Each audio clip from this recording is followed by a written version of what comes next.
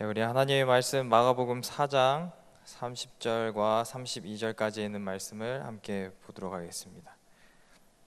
마가복음 4장 30절부터 32절에 있는 말씀입니다.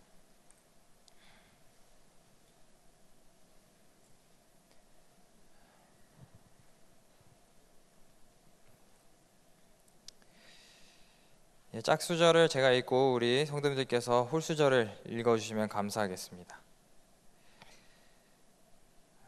또 가라사대 우리가 하나님의 나라를 어떻게 비하며 또 무슨 비유로 나타낼꼬.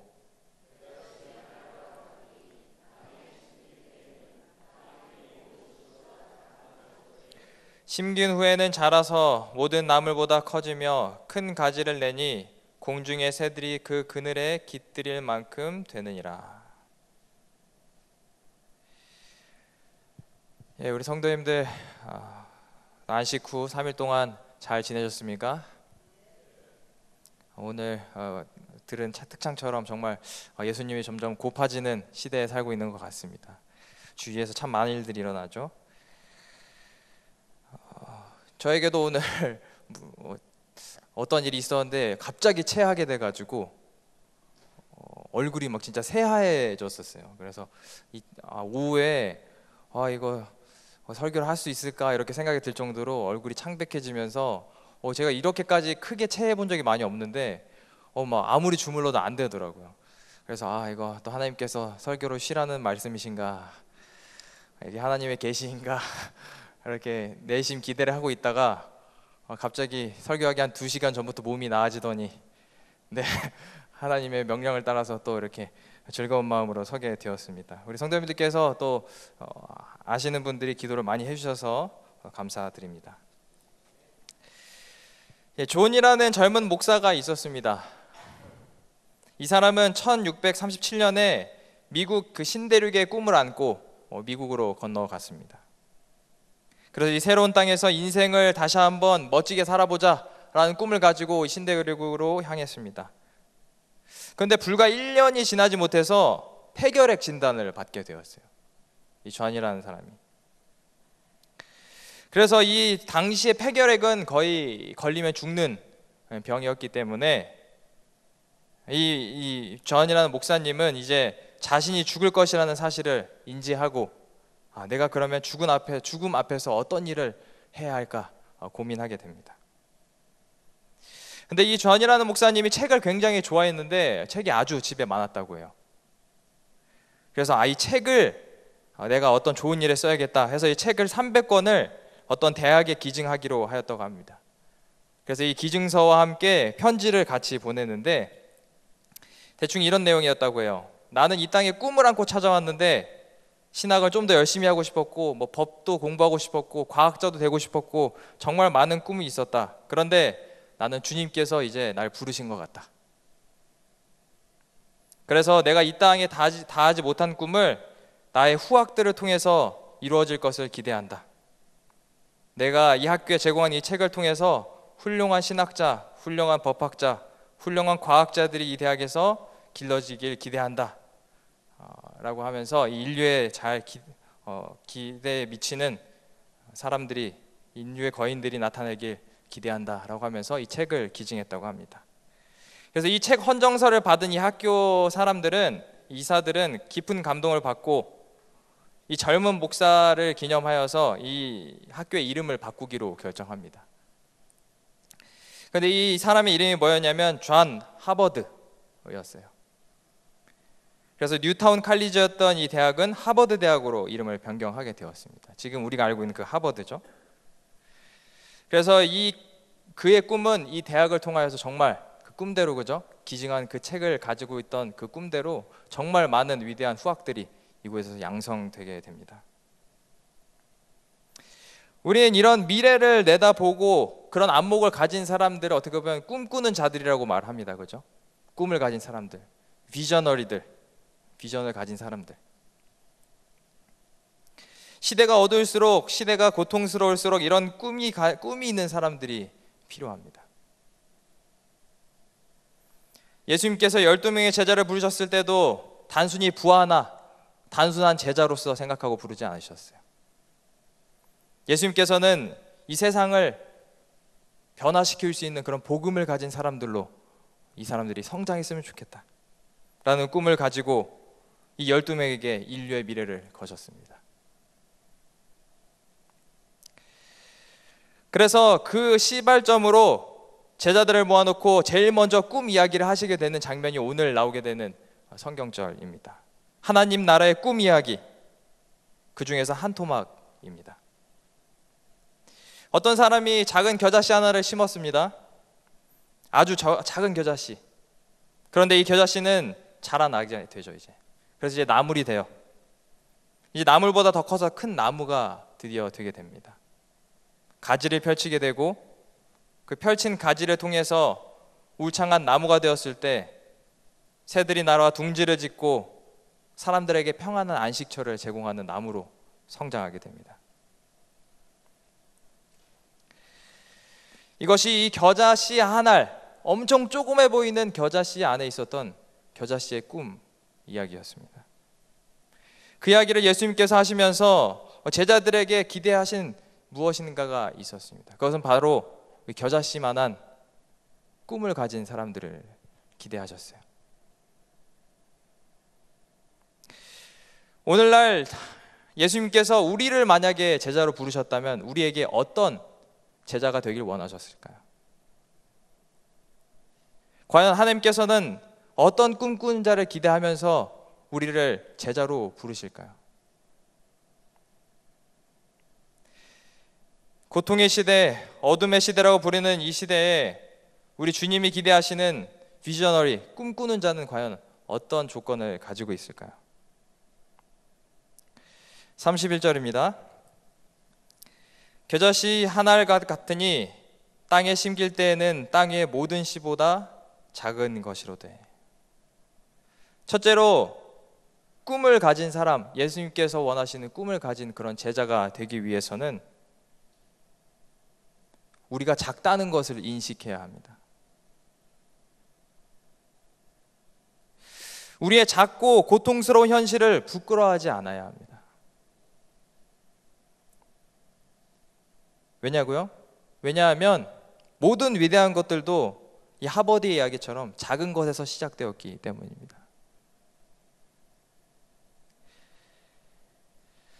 예수님이 제자들을 부르셨습니다. 제자들은 예수님을 처음 만났을 때 이 보통 사람이 아니구나. 예수님을 따라다니면 좋은 일들이 많이 있겠구나 생각했어요. 굉장한 기대를 걸고 예수님을 따라 나섰습니다. 그런데 예수님을 따라다녀 봤더니 별로 좋은 것이 많이 없어요. 기적을 행하시긴 했지만 나라를 뒤엎을 정도의 일은 아니었습니다. 오히려 예수님 때문에 바리새인들이 그들의 목숨을 노리는 처지가 되었어요. 전도도 열심히 해봤지만 별로 믿는 사람은 없었습니다. 똑같은 사건을 다루고 있는 누가복음 13장에는 제자들이 이렇게까지 말을 하죠. 선생님, 아무리 전도해도 적은 숫자밖에 따라오지 않습니다. 왜 그럴까요? 이렇듯 예수님과 제자들, 그들의 영향력과 그들의 모습은 아주 초라하고 약했습니다. 오히려 반대로 핍박이 그들에게 더 찾아오게 되죠. 심지어 예수님의 형제들까지도 예수님을 반대하고 때로는 조롱했습니다. 과연 승산이 있는가? 예수님을 따라가는 것이 무슨 큰 유익이 있겠는가? 제자들은 패배주의와 비관론에 빠져들기 시작합니다. 바로 그 시점에서 제자들을 모아놓고 예수님께서 하신 이야기가 바로 오늘 나오는 하나님의 꿈 이야기입니다. 겨자씨는 자라난다. 겨자씨는 작다. 그러나 이 안에 꿈이 있다. 이 작다는 현실을, 지금 우리가 보는 이 현실을 부끄러워할 필요가 없다. 왜냐하면 우리는 자라날 것이고 우리에겐 꿈이 있기 때문이다. 우리 한국 사람들은 조그마한 나라에서 태어난지 몰라도 참 큰 것 좋아합니다. 우리나라의 이름이 뭐예요? 대한민국. 지도에서 보면 참 조그만데 안 그래도 반토막 나가지고, 그죠? 우리나라의 최고 통치자를 뭐라고 불러요? 대통령. 최고의 학교는 뭐예요? 대학교.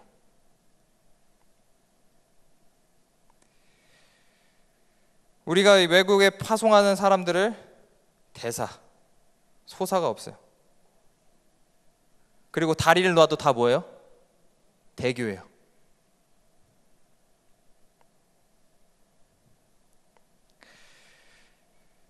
이런 어떤 열등감 같은 보상심리 같은 그런 말들 때문에 작다는 것을 참 부끄러워 많이 합니다. 스스로가 작다는 것도 참 인정하지 못해요. 그리고 작다는 것을 자꾸 감추려고 하고 약하다는 것을 약점이라고 생각합니다. 근데 사실 작은 것이 얼마나 중요합니까? 그죠? 우리가 방금 말했듯이 다 대교로 가지만 그 유명한 사건이 있었던 성수대교, 그죠? 1994년에 성수대교 갑자기 중간에 붕괴되면서 참 많은 사람들이 다치고 죽었죠. 그랬을 때 성수대교에 작은 것 하나를 더 신경 썼다면, 나사 하나, 시멘트 하나, 작은 것을 좀 더 확실하고 면밀하게 살폈더라면 그런 일이 일어나지 않았을 텐데 말이죠. 사실 작은 것이 중요한 것인데 사람들은 작은 것을 부끄러워합니다. 그러므로 우리는 작은 것을 소중히 여기고 또 그 작은 것에 충실해야 합니다. 하나님께서 우리 청지기들은 뭐라고 하셨습니까? 작은 것에 충성된 자들이라고 말씀하셨습니다. 작아 보이는 일, 사소한 일, 사소해 보이는 인간관계, 그리고 무엇보다도 우리 신앙 안에서에도 작아 보이고 또 별거 아닌 것 같은 신앙 습관들, 그런 것들이 우리를 망치기도 하고 우리를 다시 살리기도 합니다. 제 개인적으로 참 늦잠이 아니죠. 늦게 자는 습관이 있어요. 그래서 이 늦게 자는 습관 때문에 요즘 생활 습관이 좀 많이 망가지더라고요. 늦게 자다 보니까 더 늦게 자게 되고, 그러다 보니까 지각도 하고 혼나기도 하고. 작아 보이는 건데 그게 다 영향을 주는 것입니다. 정신도 몽롱해지고, 말씀 준비하는데 내가 뭘 준비하는 거지 가끔 이렇게 멍하니 있을 때도 있고. 절대로 어떤 신앙도 갑자기 만들어지지 않습니다. 작은 일들과 작은 믿음이 쌓여 우리의 신앙은 완성되는 것이기 때문입니다. 예수님께서 작아 보이고 또 적어 보이는 12명을 통하여서도 그렇게 일하셨습니다. 그리고 그 작아 보이는 12명, 그 11명의 사람들은 지금 온 세계가 기독교를 믿게 하는 시작이 되었습니다.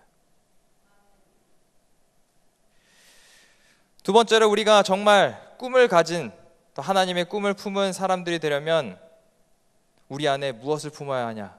생명력이 있어야 합니다. 예수님께서는 겨자씨 비유를 통해 단순히 작은 것만을 강조하기 위해서 겨자씨를 선택한 것이 아니었습니다. 작은 것을 그냥 강조할 의도였다면 겨자씨 말고도 참 많은 아이템들이 있었겠죠. 모래가 될 수도 있고 먼지가 됐을 수도 있고. 굳이 겨자씨 비유를 선택하신 이유, 모래알과 겨자씨의 차이가 뭡니까? 네, 겨자씨는 작지만 뭐예요? 자라나요. 그 안에 생명력이 있기 때문입니다.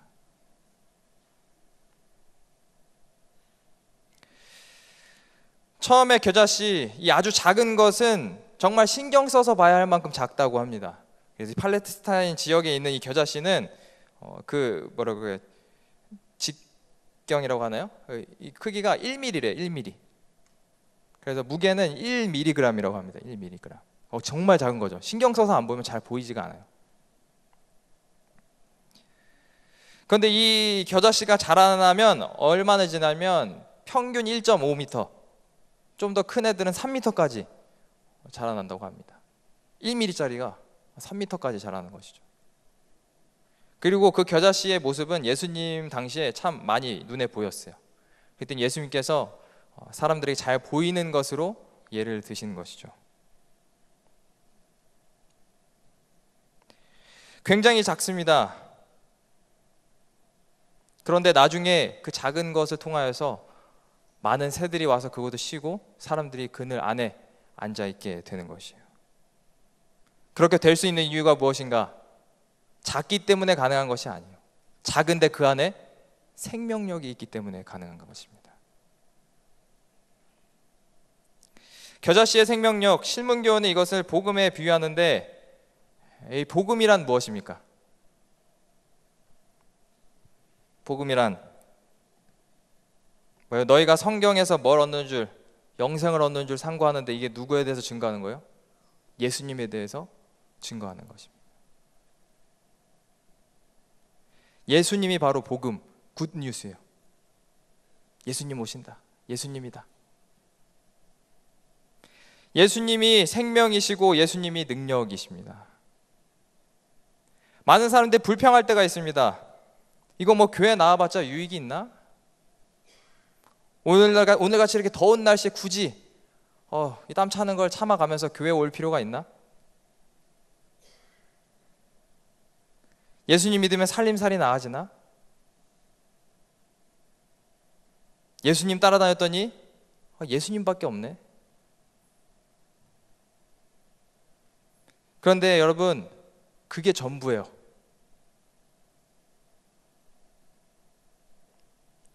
우리가 세상에서 비교해서 우리가 특출난 것이 무엇이 있습니까? 힘이 세나요? 돈이 많은가요? 세상 사람들보다? 아니면 이 사람 수가 많나요?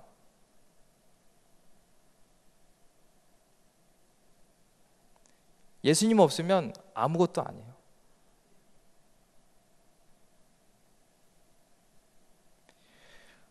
우리에게 예수님은 전부입니다.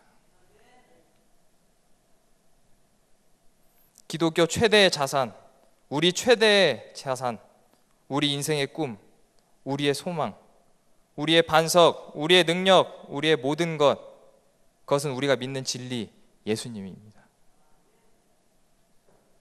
예수님 붙들고 있는 게 다예요.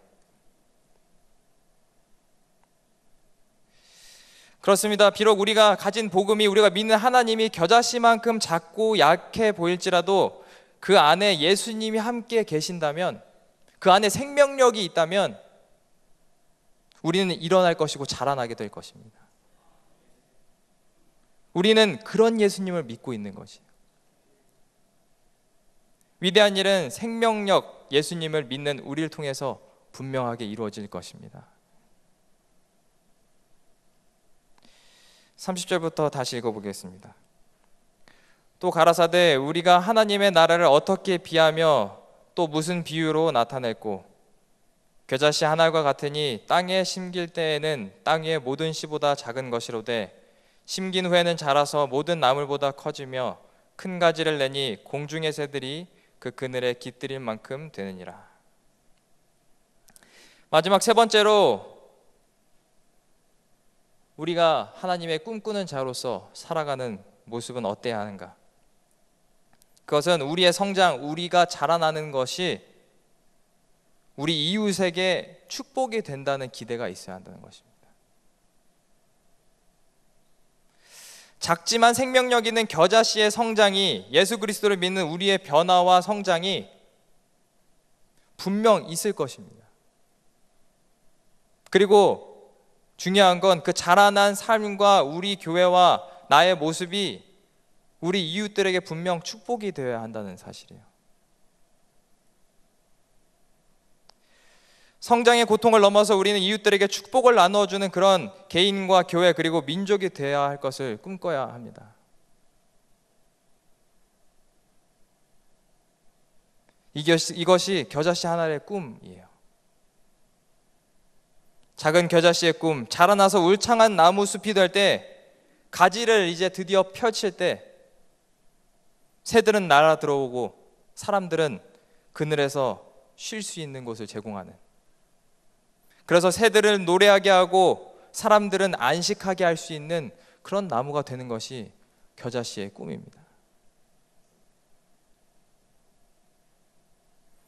예전에 참 많이 듣던 말이 있어요. 야, 공부 좀 해.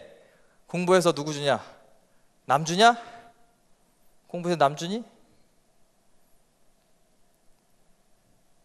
생각해보면 전 그 말대로 살았던 것 같아요. 공부해서 정말 남 줘요. 공부를 잘 안 했다는 거죠. 배워서 남 주니? 여러분, 배워서 남 좀 줍시다. 우리가 공부하는 가장 중요한 목적이 어디에 있습니까? 지식을 얻어서 그 지식을 통해서 내가 부유해지려고? 내가 잘 먹고 잘 살기 위해서가 아니에요. 내가 가진 달란트로 하나님을 섬길 뿐만 아니라 사람들과 나누기 위해서입니다.